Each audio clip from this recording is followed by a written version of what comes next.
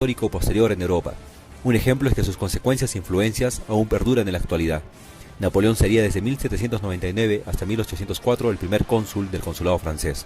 A partir de finales de 1804, Napoleón sería coronado por sí mismo emperador. Y las ideas de Napoleón transformarían no solo la geografía política de Europa, sino también sus leyes y su mentalidad.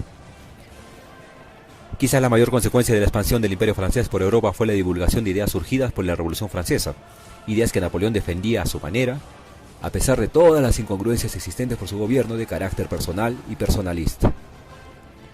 Pero ¿cuándo fue publicado el Código Napoleónico? El 21 de marzo de 1804 fue publicado el Código francés. ¿Pero cuál es su importancia?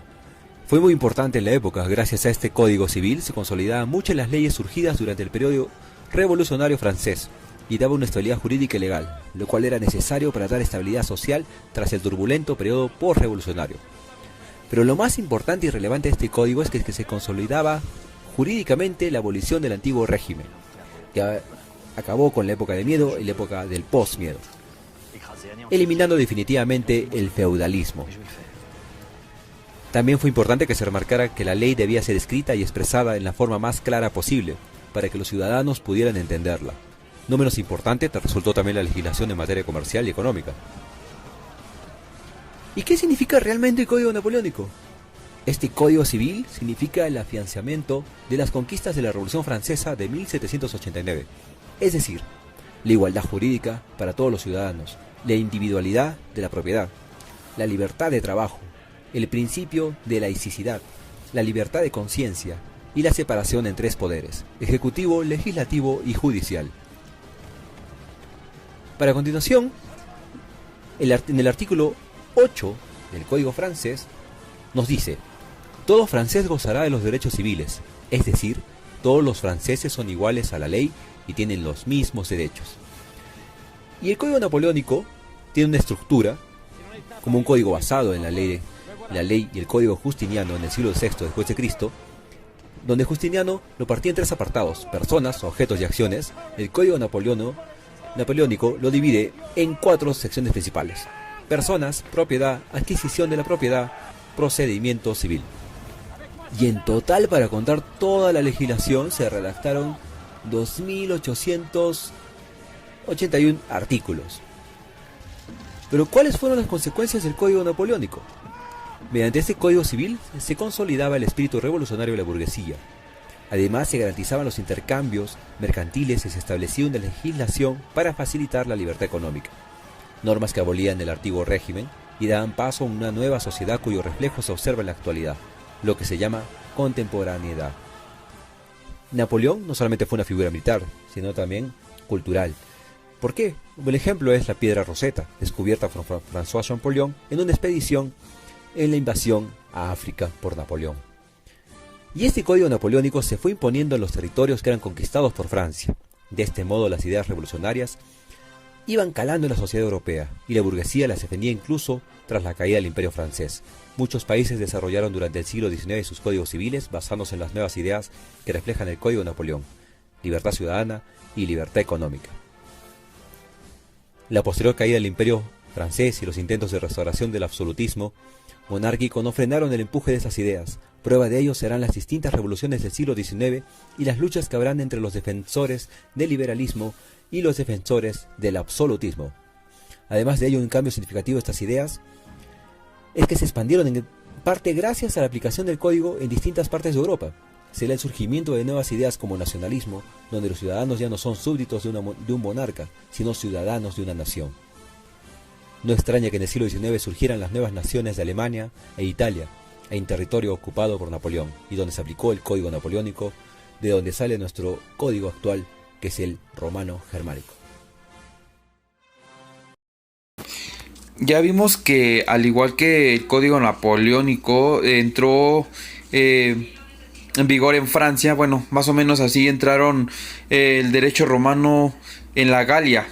A pesar de que el Imperio de Occidente ya había caído, gracias a algunos personajes históricos, como lo fue el breviario de Alarico, él fue el que hace que llegue este derecho a Francia, antiguamente llamado Galia. Y esto pasa en los siglos 12 y 13 después de Cristo. ¿Qué es lo que pasa? Bueno, que en el sur de Francia, o los Pays Droit Script, se pronuncia así, se presenta una larga tradición en los estudios romanos que arranca en el siglo posteriormente 5 y 6, en la Lex Romana de Winstons y Lex Romana de Bergendunum, que prepararon el camino para la recepción del derecho romano. En esta zona cabe destacar que entre los textos jurídicos cabe decir que las excepciones Leium Ronorum, resumen de los textos, son los que entran en vigor en territorio galo y hace dos excepciones. Se empiezan a crear, por ejemplo, universidades francesas, como hemos visto en las ciudades de Tolosa, antiguamente Alesia, y también tenemos a Tolosa, que es Toulouse, y a lo que hoy actualmente también conocemos en el centro de Francia, en Orleans. Entonces, estos territorios son obligados, o más bien son matriculados por la escuela romanas en los años, en los siglos 5 y 6 después de Cristo. Se empieza a instaurar por medio de las universidades francesas el derecho romano, y algo que también esto empieza a tomar forma en otros países de Europa, como en Inglaterra, en Alemania. Bueno, el derecho romano empieza con el proceso formativo en Francia, desde que, les vuelvo a repetir, maestra, dice que se empiezan a crear grandes universidades y empiezan a enseñar lo que los emperadores o sus antepasados, cómo utilizaban el derecho en la capital, en Roma. Todo eso fue pasándose a los galos a través de las enseñanzas. El derecho romano siguió un sistema tradicional a lo que antiguamente los romanos hacían. De hecho, hay un paréntesis, bueno, es un paréntesis aquí donde yo le voy a mencionar que dice que la Summa Tarsicis, Summa de Codex Inerio de Polla, es uno de los libros que se encuentra en uno de, como le iba diciendo, profesora, en uno de los museos más importantes en Francia. Se puede encontrar este libro, en donde podemos encontrar el resumen también, por ejemplo, un escrito de Justiniano en la lengua romance provenzal, en donde, por ejemplo, cómo entró este códex a territorio galo. Esto también fue porque se da primero en las citadas ciudades italianas. Después toda esa difusión va pasando a territorios galo. Bueno, las universidades francesas continúan sus enseñanzas románticas, y bien a través de los estudios de la teología y del derecho canónico. Por ejemplo, la Universidad de París es donde también se empieza a desarrollar más estos temas, también como las universidades de las mencionadas Toulouse, Orleans y también ahora Montpellier. También nos menciona que es obligado a que esta recepción empiece a ser como un régimen jurídico en la Francia o en la Galia. Y esto también empieza a darse la Pays Droit Script en el sur de Francia, como se lo había mencionado, profesora. Dice que donde rige que el propio derecho romano es quien empieza a tomar las riendas, pues por decirse, del Imperio Romano, para poder manejar a su colonia, que era la Galia. En la historia dice que en la historia moderna el derecho romano en la Europa medieval es mediante un proceso formativo, y todo esto principalmente se da en la Galia.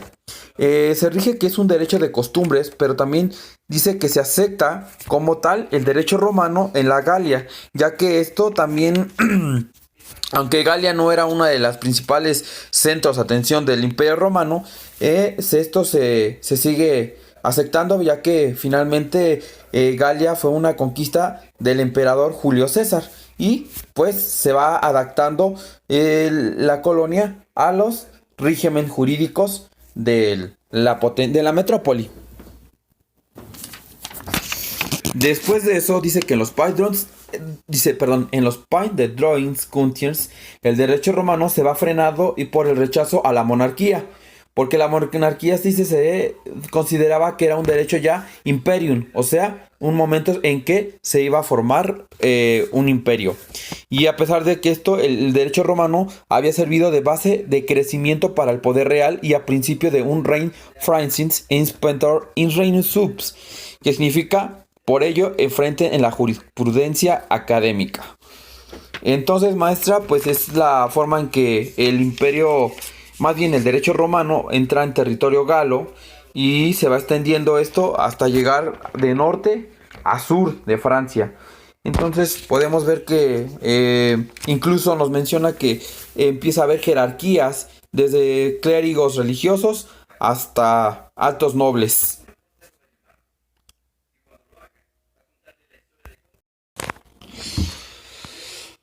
Y bueno, para acabar, ya vimos que este derecho romano, inclusivemente hoy en la actualidad para Francia, es algo importante porque desde el código napoleónico se ve como es estructurado a modo romano. O sea, sigue teniendo vigencia el derecho romano, incluso durante la Revolución Francesa. Durante la Revolución Francesa se logra crear el Códex o Código Napoleónico gracias a que también, bueno, se implementó el derecho romano y eso permitió hacer que el Código Napoleónico prevaleciera en territorio francés. Hay mucha estructura del derecho romano en el ámbito legal en Francia, en donde incluso se sigue teniendo una gran importancia para hoy en la actualidad también que esa expansión que hicieron los romanos pudieran expandirse hasta nuestros días. Hoy en la actualidad el derecho francés también se basa todavía en el Código Juris Civil Francais o Código Civil francés, en donde menciona que el derecho en Francia está estructurado de una manera romántica o romana, se podría decir. Maestra, esta exposición fue conformada por su servidor. Ay, me equivoqué, perdón. Está conformada por Axel, Luis, Paola y su servidor. Ah, y Montserrat, perdón. Me olvido de Monse. Cada uno de mis compañeros me apoyó con la información. Y espero que nuestra información haya sido del gusto de usted. Y bueno, esperemos que tengamos una buena calificación.